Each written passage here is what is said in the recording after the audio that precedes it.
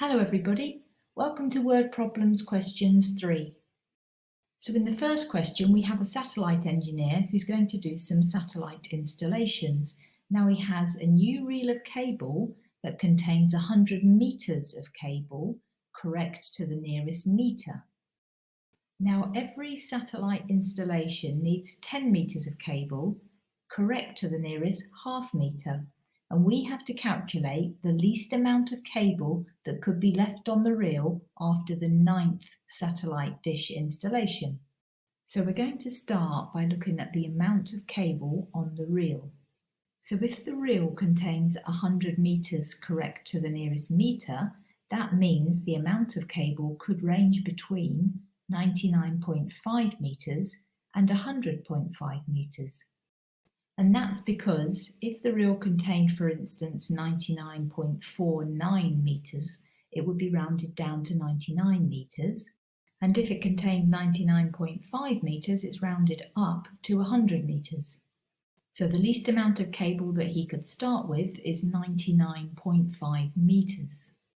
Now the amount of cable he needs for each installation is 10 meters to the nearest half meter. So he could use from anywhere between 9.75 meters to 10.25 meters. Now, as we want to find out the least amount of cable left, we're going to use the greater of those two numbers, which is 10.25 meters. And after 9 satellite installations, he could have potentially used 9 times 10.25 meters. Therefore, the least amount of cable that could be left is 99.5 minus 9 times 10.25, which is equal to 7.25 meters.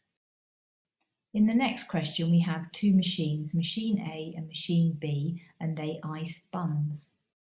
Now we're told that machine A is 3 times faster than machine B, and we're also told machine A is given 3.5 times as many buns to ice than is allocated to machine B.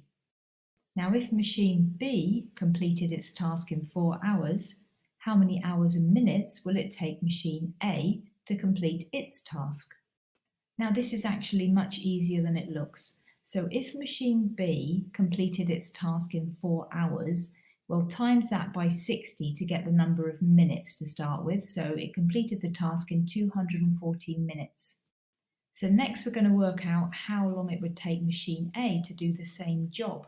So if machine A is 3 times faster and it had the same number of buns to ice, it's going to do that in 1/3 of the time. So that's 240 divided by 3, which is equal to 80 minutes.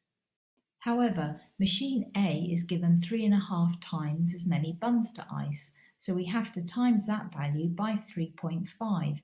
So we have 3.5 times 80, which is equal to 280 minutes, which is 4 hours and 14 minutes.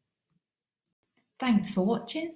Please press like if you found it helpful and press subscribe to receive more videos like this. That's it for now.